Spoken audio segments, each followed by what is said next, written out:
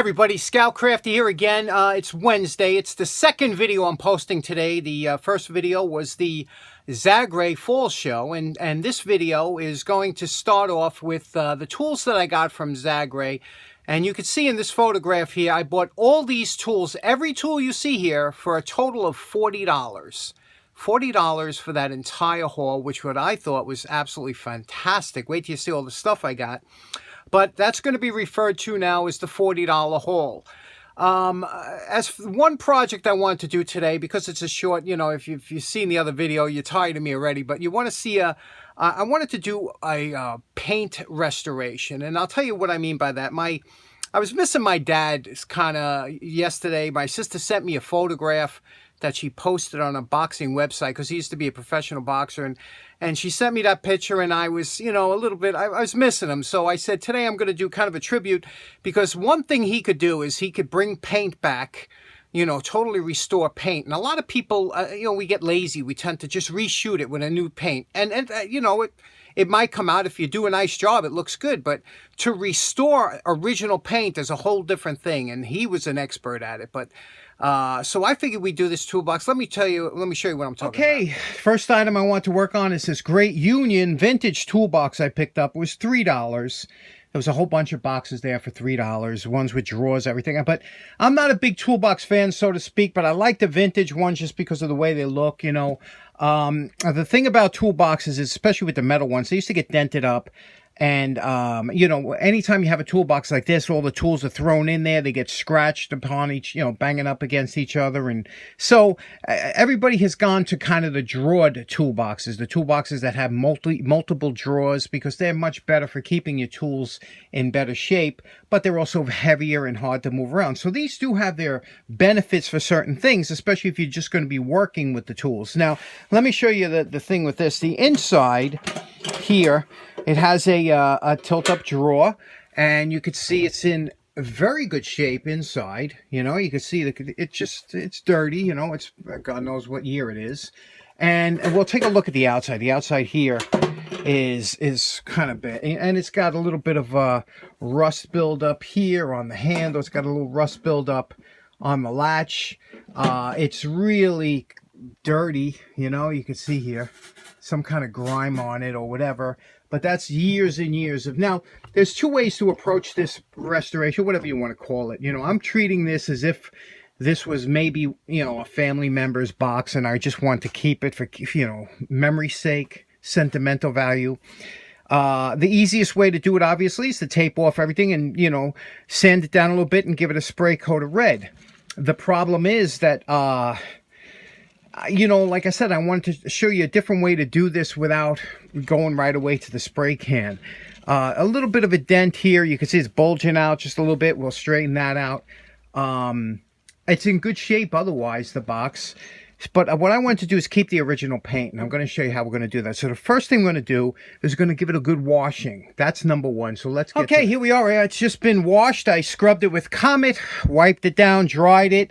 Everything is coming good. Some of the rust came off here, you could see, but we still got some more. We're going to hit that with the Dremel and a little wire brush to take off any other rust, but that's coming nice. Again, this box wasn't in bad shape, but, you know, it's been knocked around. Some of the paint's removed. Now, if that's going to bother you, you got to respray it. Me, it doesn't bother too much. Just like some of these white spots on here, you'll see it has some white spots, some that, you know, somebody painted, and sometimes you could pick them off if you're lucky, you know, with an X-Acto or something, if they weren't, you know, really too on there. You could see how that's coming off a little bit, right? But sometimes you could pick it off. Sometimes you could pull it off with your nail and get it there. But for the most part, like I said, I just want this to be kind of a user, but just clean it up nice. So you see how this is dull on top. The inside came out really nice, you know. Again, it was in good shape, but the outside is dull, especially on top here. Now, this was an old-fashioned paint. What they used to use years ago, if you were lucky, they primed it. This don't look like it had any primer on here. You could see it looks like it was just sprayed over bare metal. What you would do with one coat paint, there was no clear coat over this. It was just one coat paint. What we would use years ago was old-fashioned rubbing compound for really rough paint like this, followed by polishing compound, and then followed by a wax. And I'm going to show you how that you can bring back something like this to look pretty decent. So first we're going to start Let me show you the compound. Now, my dad used to drive an oil truck, but when he first started, they used to lay him off every summer because they didn't need a lot of workers, and he was a new driver at the time until he had about 10 years on the job. Then he would stay all year round. But so what he used to do is during the summer, he would have to come up with a way to earn some, money. He used to be a lifeguard. He used to detail cars and simonize cars, and he learned a lot about it. He was a king. He could bring a finish back to, you could not believe what he could do. So what his favorite part, and at the time, these were top of the line products at the time. Now, mothers have come up, they've come up with much better products, but at the time, this was the bomb. And there were three types. A compound, what a compound does, it's a polish. A polish is not a wax. It's a way to, it is almost a grit, an abrasive in a cream that brings up the paint, gets rid of the dirt, takes the dirt out of the paint. There was rubbing compound, which had the most amount of abrasive, the hardest abrasive. There was a polishing compound that had a lesser abrasive. So you would look at the car, and on this toolbox, for example, the top here, we'll try the rubbing compound first, whereas the sides here, you see that? It's already got a sheen. We're just going to do a light polishing compound. No sense, because the rubbing compound will always leave a little bit of, scratches too. So then you go to, just like sanding, then you go to polishing compound.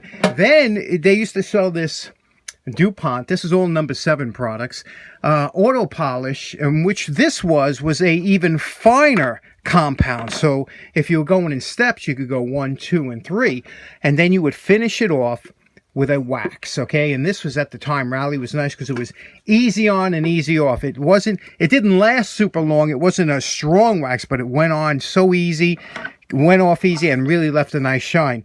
Now, that's not to be confused with a paste wax, something like this. This is used, it's a regular wax that it's just a coating. That's all it is. It don't have any cleaners or anything in it, really. It's made for like furniture or a lot of things you put, but your car care products were mostly made for the paints of the time, and being that this toolbox is an old-timey paint, we're going to try that.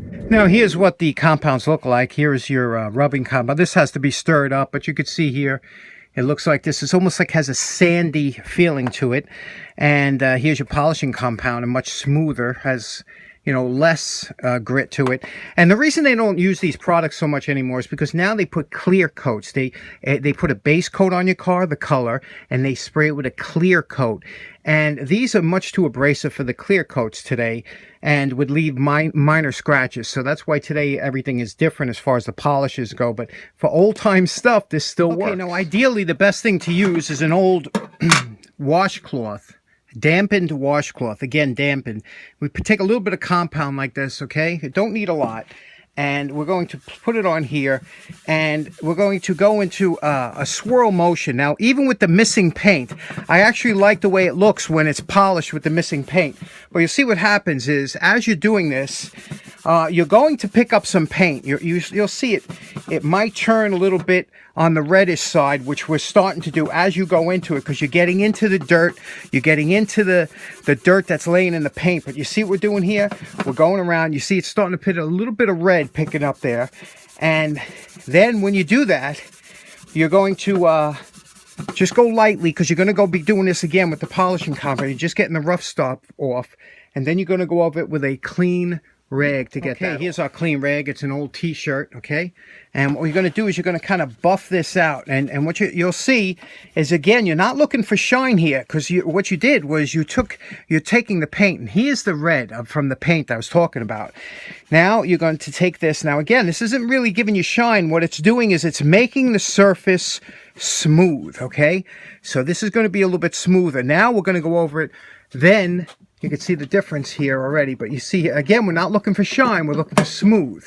Okay, see, this is all rough over here, and this is smoother, and we'll finish it up. We'll do the same thing with the polishing and then the wax, and see what it looks like. Now, there's the top done with the rubbing compound. We want it to, now it's matching, the top and the bottom are matching now. Now we're going to do the whole thing with just a quick polishing compound.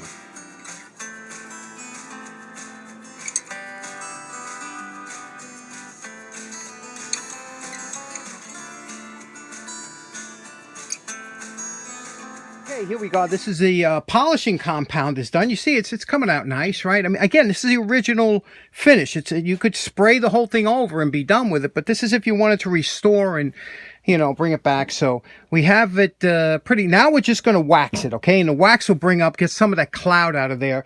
And I'm going to use, because my rally's a little dried up, that wax. It's got to be 30 years old or more. I'm going to use my mother's Carnauba cleaner wax. This is the best stuff. I got to go off camera because I got to sniff it for a while, and then I'm going to apply it and buff it off.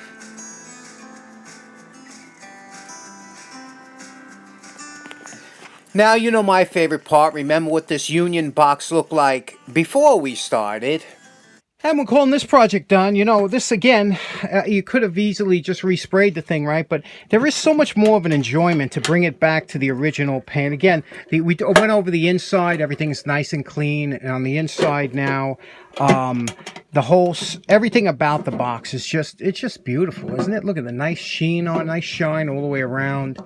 It's a lovely box, and you know, a $3 box. Now, again, there are little chip paints, you know, that are gone, but believe it or not, with something like this, it doesn't bother me because it's, you know, it's like that vintage box. This kind of paint, this type of paint, that color even, it's hard to match. So it's always fun to do that kind of work. And if you guys ever remember waxing your cars years ago, do you remember when you would throw the rag on top of the hood and then it would just like slide off because it was just so, the smoothness of it? That's exactly what this has now.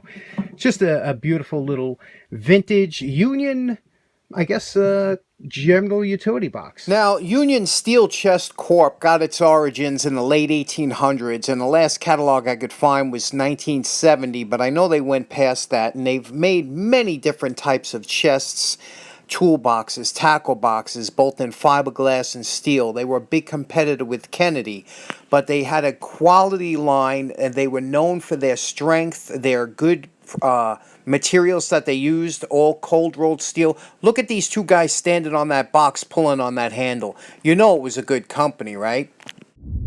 Okay, so that was a lot of fun. Came out really nice, exactly what I was hoping for, and kind of a poor man's restoration. You know, you really don't have too much money into restoring it that way, and that's the kind of things I like to do on this channel, as you know.